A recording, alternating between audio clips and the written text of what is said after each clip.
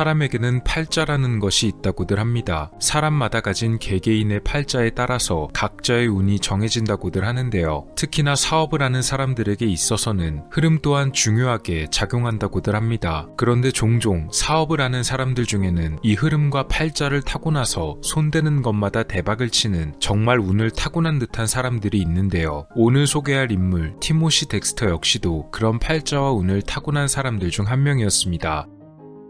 티모시 덱스터는 1747년 매사추세츠주에서 태어났습니다. 그가 태어났을 당시엔 아직 미국이 독립 전이었고 매사추세츠는 영국의 식민지였던 이른바 13개의 식민지 지역들 중에 하나였습니다. 이 매사추세츠는 추운 날씨, 거친 토양 때문에 농업이 무척이나 힘든 곳이었지만 대신 목재가 풍부하고 해안가 근처에 위치한 곳이어서 어업과 조선업 등이 굉장히 발달했었다고 하네요. 자연히 산업이 활발할 수밖에 없는 곳이었고 그만큼 노동자들이 굉장히 많았다고 합니다. 티모시 덱스터의 집은 아일랜드 이민자 출신이었고 그의 부모 역시도 노동자로 살아가고 있었습니다. 티모시는 공부와 학업을 그다지 길게 마치지 못했는데요. 8살의 어린 나이에 학교를 중퇴하게 됩니다.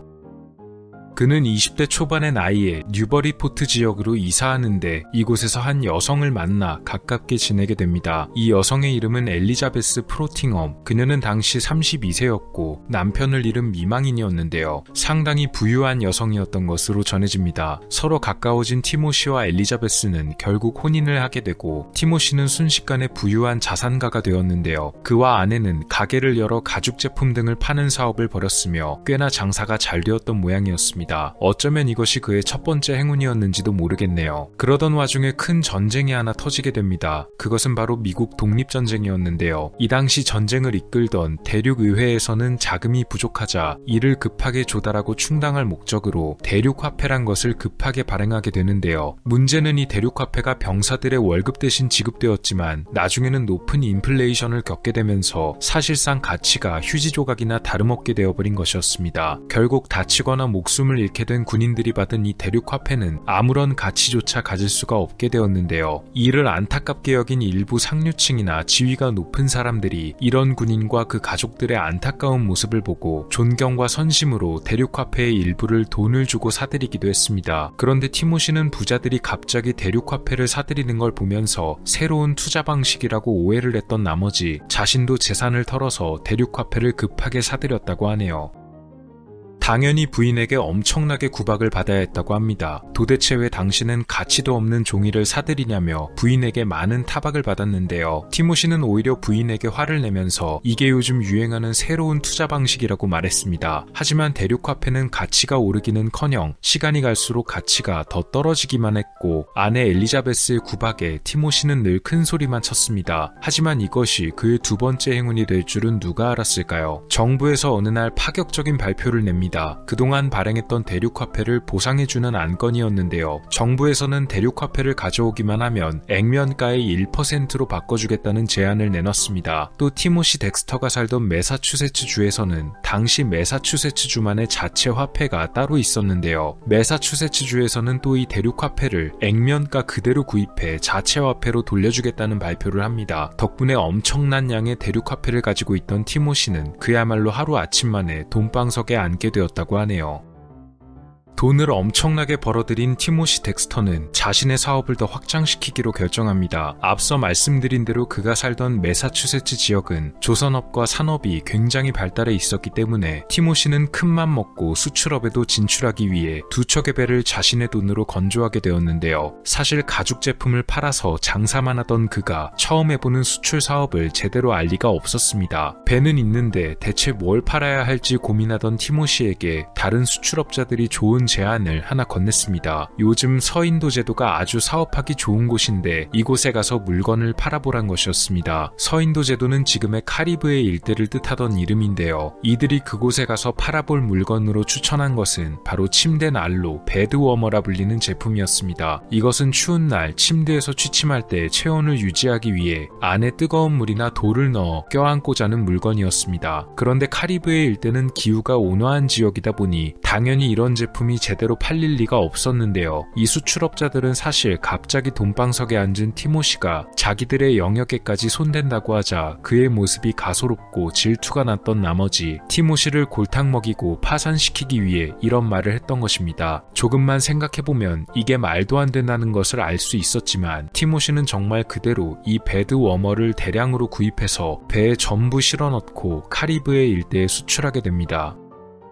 선장 역시 티모시의 이런 말도 안 되는 행동을 말렸지만 그는 또 한 번 큰 소리를 치며 수출을 강행시켰습니다. 팔리지도 않을 것 같은 물건을 운반했던 선장. 그런데 그곳에서 돌아온 선장은 제품을 다 팔고 엄청나게 큰 이윤을 남겨 본국으로 귀환할 수 있었습니다. 도대체 무슨 사연이 있었던 것일까요? 당시 카리브해 일대에선 닭밀 제조가 유행하고 있었습니다. 이 닭밀은 사탕수수나 사탕무의 즙에서 설탕을 정제하고 난 뒤 나온 끈적하고 달콤한 액인데요. 음식의 단맛을 내는 것에 사용하기도 하고 럼주나 맥주 등을 제조하는 데에도 두루두루 쓰였다고 합니다. 그런데 이 닭밀 산업에는 꼭 필요한 물품이 하나 있었는데 그것은 바로 이걸 통에 옮겨 담을 국자였다고 합니다. 하지만 이 근처에서는 튼튼한 국자가 부족하던 나머지 나무 국자를 주로 사용하고 있었다고 하는데요. 나무 국자는 내구성이 좋지 않아 자주 부러졌다고 합니다. 그런데 우연히도 티모시가 이곳에 수출하려던 배드 워머가 따로 분해하면 넓은 국자 모양이 되었기 때문에 선장은 이것을 하나하나 분해하여 국자 대신 판매했고 이 때문에 엄청난 이윤을 남길 수가 있었던 것입니다. 어쨌든 이것이 티모시의 또 다른 행운이었습니다.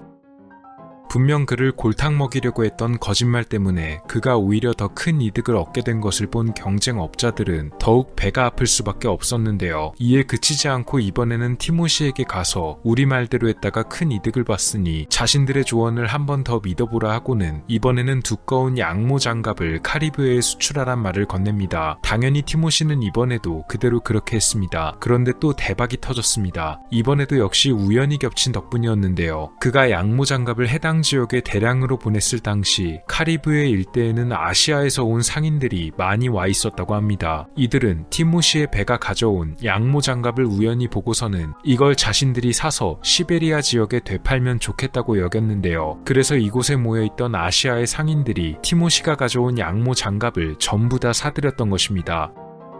또 한 번 자신들의 계획이 실패하자 경쟁업자들은 무척 화가 났습니다. 그래서 이번에는 아예 그냥 대놓고 그를 놀려주기로 하는데요. 티모시에게 가서 뉴캐슬에 석탄을 보낸 놈이라고 말했습니다. 여기서 이들이 말한 뉴캐슬에 석탄을 보낸다는 말은 마치 속담처럼 퍼져있는 관용적인 어구였는데요. 뉴캐슬은 영국의 뉴캐슬 어폰 타인 지역으로 탄광 산업으로 돈을 버는 곳이었으며 안 그래도 석탄이 넘쳐나는 곳이었기 때문에 여기에 석탄을 보냈다간 당연히 누구도 석탄을 사지 않을 것입니다. 그래서 보통 쓸데없는 무의미한 짓을 한다는 의미로 쓰였는데요. 애석하게도 티모시는 이런 관용어구에 대해서도 잘 몰랐기에 정말 말 그대로 받아들이고 뉴캐슬에 석탄을 수출합니다. 그런데 또 이게 대박이 터져버렸습니다. 하필이면 티모시가 석탄을 가득 실어 보냈을 때 이 뉴캐슬 지역에서는 한창 광부들의 파업이 진행 중이었고 오랜 파업 때문에 석탄이 바닥나 곤경에 처했던 주민들이 석탄을 가득 가져온 티모시의 직원들을 환영했으며 오히려 그 석탄을 웃돈까지 얹어가며 사들였다고 합니다. 정말 말도 안 되는 티모시의 이런 행운을 보고 이제 경쟁업자들은 질려버려서 그를 놀리는 것도 포기하기로 했다네요. 티모시의 행운은 여기에서 그치지 않고 계속되었습니다. 언젠가 한 번은 그가 수량을 착각하는 나머지 고래수염을 계획보다 더 대량으로 사들이는 실수를 저질렀는데요. 처분이 어려워질까 무척이나 고민했었지만 갑자기 코르셋의 수요가 급증하게 되었고 코르셋의 재료가 되는 고래수염의 수요 역시 늘어나게 되었습니다. 마침 그는 대량으로 사들였던 고래수염을 되팔아서 또 운 좋게 엄청난 이윤을 남겼습니다. 동남아시아 지역에는 성경을 수출하기도 했었는데요. 또 한 번 그에게 우연한 행운이 찾아왔습니다. 해당 지역에 선교를 위해 파견되어 있던 선교사들, 이들이 가지고 있던 성경이 풍랑이나 폭우를 만나 전부 못쓰게 되었는데요. 마침 티모시가 배에 성경을 가득 실어온 것이었습니다. 선교사들은 앞다퉈 성경을 사들였고 다시 한번 성경을 못쓰게 될 위험에 대비해서 여러 권씩을 구입해 전부 판매가 가능했다고 합니다. 또 한 번은 고양이를 수출했던 적도 있었는데요. 고양이를 전부 모아서 배에 실어놓고는 카리브해에 고양이를 보내기도 했었습니다. 당시 카리브해 지역엔 큰 골칫거리가 있었는데 그것은 바로 들끓고 있는 쥐떼들이었다고 합니다. 그래서 쥐를 잡아줄 무언가가 무척이나 필요했는데 마침 티모시가 타이밍 좋게 고양이를 데려온 것이었습니다. 카리브해 주민들은 너도나도 이 고양이를 사들였고 티모시는 아무튼 손만 대면 전부 대박을 쳤다고 하네요. 하지만 티모시는 사회에서 그다지 인정받지 못했습니다. 그 당시 사람들은 출신 성분을 중요시 여겼는데 가난한 이민자 집안의 출신이었던 티모시가 돈방석에 앉았다는 이유 하나만으로는 상류층 사회의 사람들에게 인정을 받기가 어려웠던 것이죠. 그래서 티모시는 단순히 부자라는 타이틀이 아닌 더 그럴듯한 호칭과 직업이 필요하다고 여기게 됩니다. 그래서 사회적 지위를 높이기 위해 여러 방법을 썼는데요. 자기가 공직에 출마할 수 있도록 요구하는 청원서를 본인이 직접 작성해서 제출했습니다. 처음 한두 번은 무시당했지만 여러 차례 제출하자 마침내 티모시 역시 직위를 하나 부여받게 되었습니다. 티모시에게 내려진 직함은 바로 사슴정보원이었습니다. 숲의 사슴을 관리하고 또 돌보는 직책이었다고 하는데요. 당시 그가 살던 지역엔 사슴이 단 한 마리도 서식하지 않았다고 합니다. 기관에서도 그의 고집을 꺾을 수가 없다고 생각한 나머지 그냥 말도 안 되는 직책을 하나 만들어주고서 티모시의 입을 다물게 했던 것이었다고 하네요. 비록 이름뿐이었지만 그럴듯한 직함이 생겼음에도 티모시는 여기서 만족하지 않았습니다. 좀 더 귀족스러운 타이틀이 필요하다고 여겼는데요. 이때부터 그의 또 다른 기행이 시작되었습니다. 그는 원래 살던 지역이 아닌 새로운 곳의 땅과 집을 사들였는데요. 티모시가 사들인 곳은 바로 뉴햄프셔주의 체스터 지역. 그는 이곳으로 건너가 살면서 동네 주민들에게 자신을 체스터 백작 혹은 체스터경이라 불러달라 말했습니다. 하지만 주민들의 반응은 영 시큰둥했는데요. 그래서 한 가지 아이디어를 생각해냈습니다. 자신을 체스터경, 체스터 백작이라 불러주는 사람에게 그만한 보상을 해주기로 했던 것인데요. 위에 언급된 호칭으로 불러주는 아이들에게는 돈을 나눠줬고 어른들에게는 근사한 식사를 대접했습니다. 그러다 보니 주민들 모두가 그를 체스터경으로 불렀으며 티모시는 이에 무척이나 만족했다고 하네요.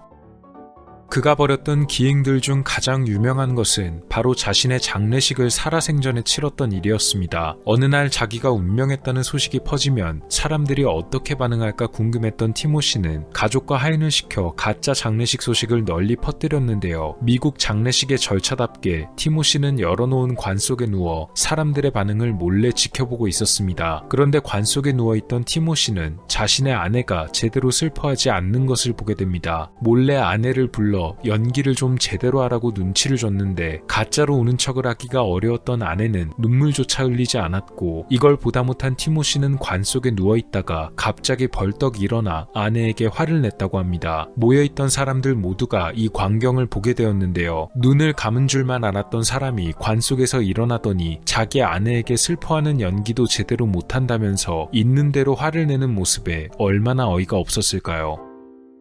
1806년 티모시 덱스터가 실제로 운명했을 때 매사추세츠주의 기관에서 추산했던 그의 재산은 당시 금액으로 약 35,000달러, 현재 기준으로는 약 78만 달러에 해당하는 규모였다고 합니다. 한국 돈으로는 약 11억 원 정도가 되는데요. 이후에 그의 집을 비롯한 여러 가지가 경매에 붙여졌고 개인 소유가 되어 잠시 여관으로 활용되기도 하다가 다시 경매에 올라가 여러 사람의 손을 거쳤습니다. 이 집을 마지막으로 구매한 것은 윌리엄 퀼이란 남성인데요. 그는 뉴버리포트 지역 주민으로 1984년에 집을 사들였고 이때까지만 해도 무척이나 낡아 있었기 때문에 과거 구조를 그대로 살리는 복원 작업을 벌였습니다. 1988년 화재 사고가 일어나 모두 무너지는 듯 했지만 뉴잉글랜드 유물 보존협회의 도움으로 인해 집을 다시 무사히 복구할 수가 있었다고 하네요. 지금도 티모시의 집은 이 윌리엄 퀼의 소유로 되어 있습니다. 티모시 덱스터는 현재 기준으로 봐도 참 괴짜 같습니다. 또 그가 운이 무척이나 좋았다는 사실도 주목할 만한데요. 역사적으로도 이런 정도의 운을 보유한 사람은 거의 찾아보기가 어려울 것만 같습니다. 물론 단순히 운만 가지고는 이렇게 성공하긴 어려웠을 것이고 그래도 어느 정도 사업적인 감은 있지 않았을까 하는 의견들이 일각에서 나오기도 합니다. 세상에서 가장 운이 좋았던 사업가 티모시 덱스터였습니다. 오늘 미스터리 어떠셨나요? 영상을 재밌게 보셨다면 채널에 방문하셔서 더 많은 영상을 시청해보세요. 미스터리 큐브였습니다. 감사합니다.